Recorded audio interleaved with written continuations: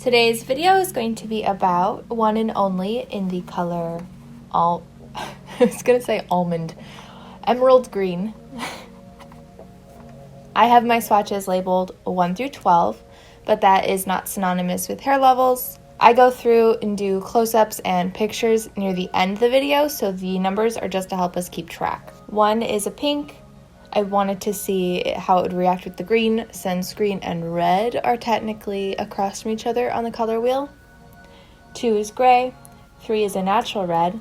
4 is black, and then from 4 to 11 we have a range that goes to platinum blonde, and the number 12 is supposed to be like a toned version of number 11.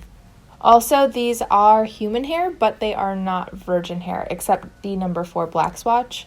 The rest have somehow been chemically treated or dyed. So I'll be taking the dye directly from the container and I'll put it at the top of each swatch. And then some people do like to dilute their dyes, so I'll be doing a diluted version at the bottom of each swatch. Please keep in mind that everyone's hair is different, so everyone's hair will take dye differently. So please just use my video as a reference as to how it could possibly turn out.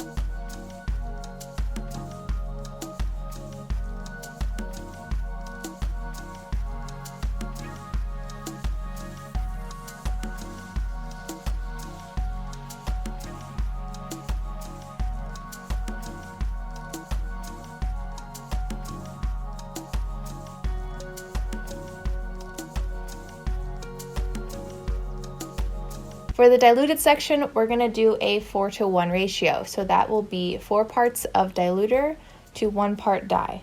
And if you're unsure what diluter is, the short answer is that it kind of lightens the color of the dye. And if you're wondering, I always just use a plain white conditioner when I'm diluting.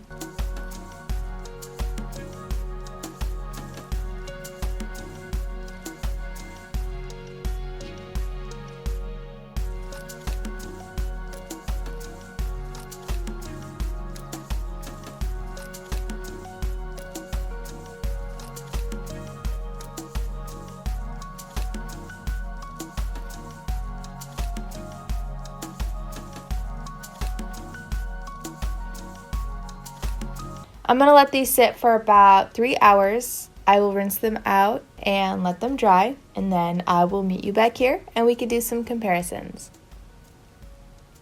Overall, I would say this is definitely a pigmented dye. When I was laying the swatches down, I could see a difference in pretty much all of them except for the number 4 black swatch. And as for the diluted section, I would say it looks the best on number 10, 11, 12, and 2. 2 was the gray swatch, and the dye turned out a lot more cool tone looking on the gray swatch versus the more blonde swatches.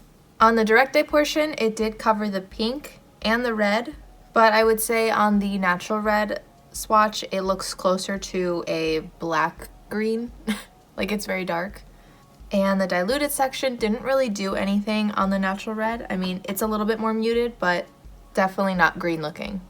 So I have 3 comparisons I wanted to do today. And I wanted to start with the least similar, which is going to be Arctic Fox in Phantom Green.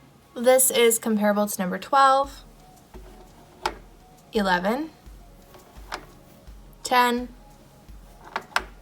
and 9.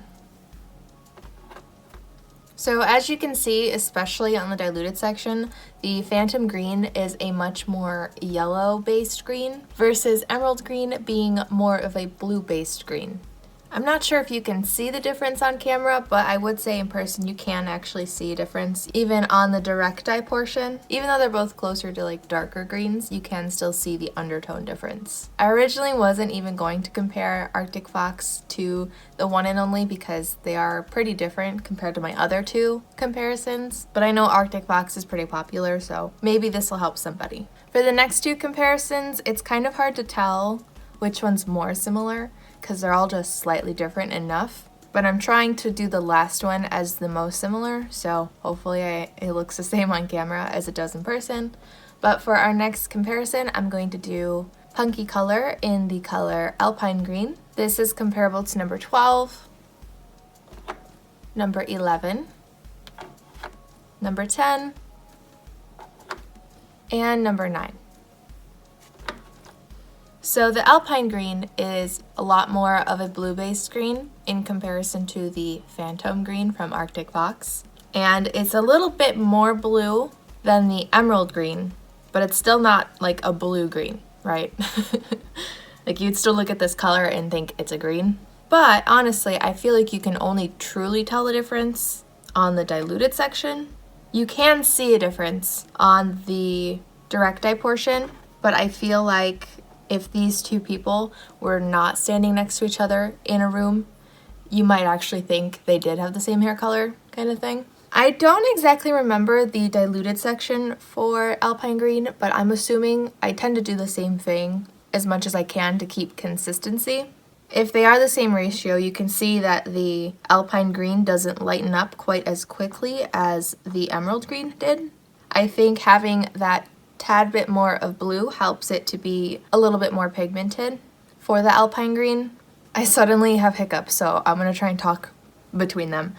But yeah, for this dye, I would say if you're trying to make a decision, you could either base it off of the color that it dilutes down to or whatever is more easily accessible to you. Our next and last comparison is going to be Lunar Tides in the color Juniper. This is comparable to number 12, number 11,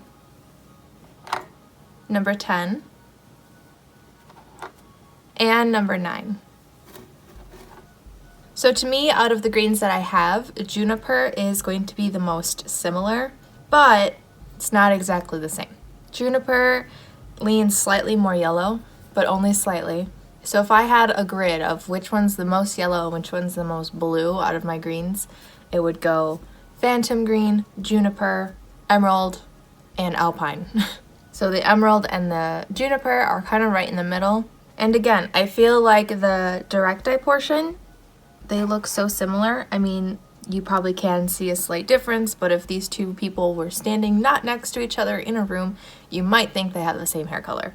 All of the greens are pretty pigmented from what I could tell, which, by the way, when I did the Juniper video, I was still diluting 2 separate parts, so I would dilute once and then once again, so that's why the swatches are in 3 parts. But even on the most diluted section that I did for Juniper, it's still pretty consistent looking. So my advice, once again, is like the last one.